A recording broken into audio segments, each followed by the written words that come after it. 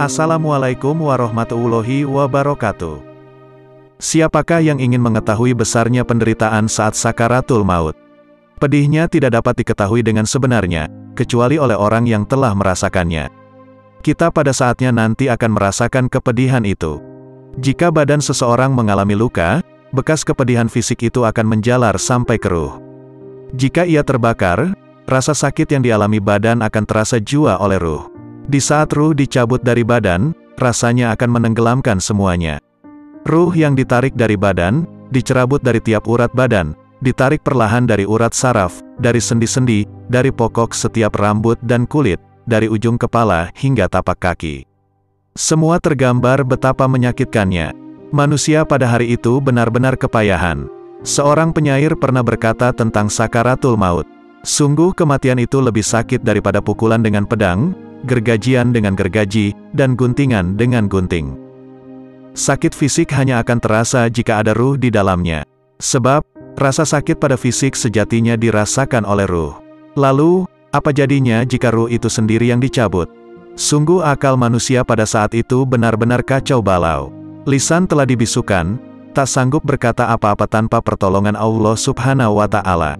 Semua anggota badan telah dilemahkan, tak ada upaya dan usaha kecuali hanya dari Allah Subhanahu wa Ta'ala.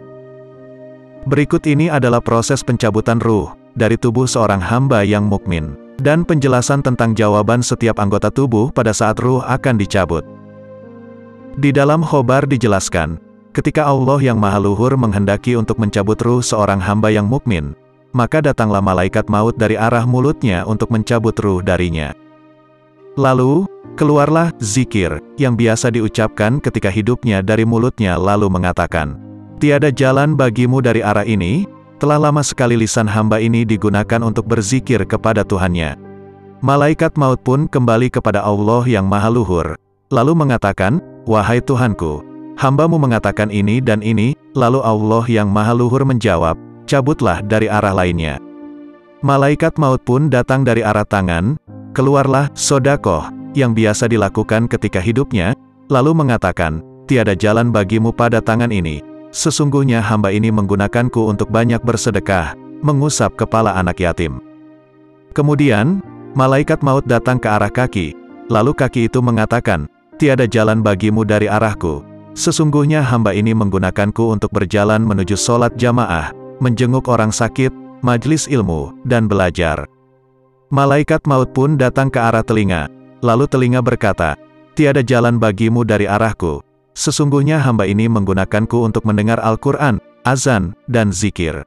Malaikat maut pun datang ke arah kedua mata, lalu kedua mata itu mengatakan, "Tiada jalan bagimu dari arah kami, sesungguhnya hamba ini menggunakan kami untuk melihat mushaf Al-Quran, wajah ulama, wajah kedua orang tua, dan wajah orang-orang soleh."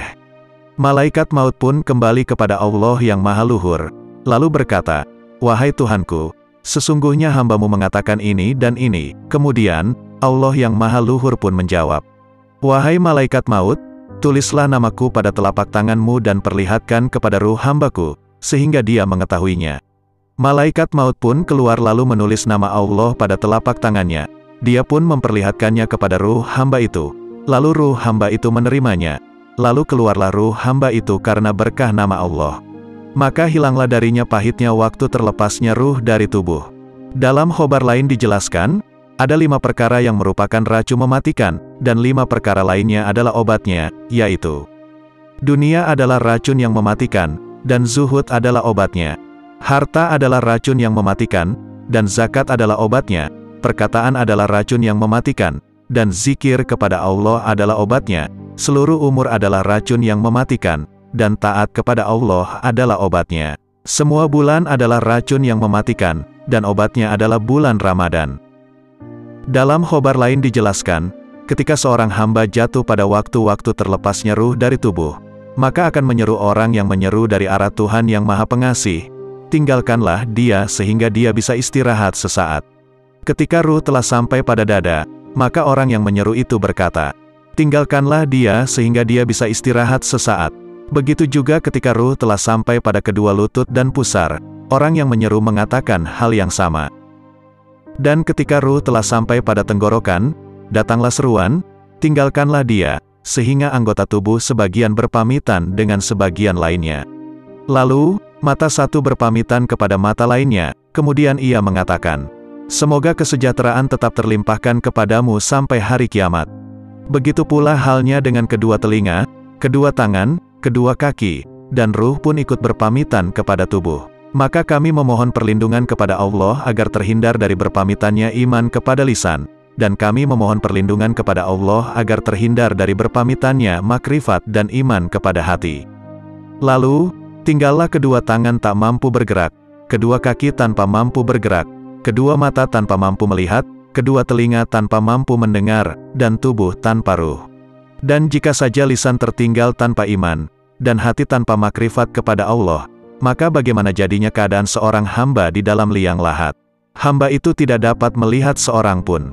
Tidak bapak, tidak ibu, tidak anak-anak, tidak saudara-saudara, dan tidak hijab atau penghalang.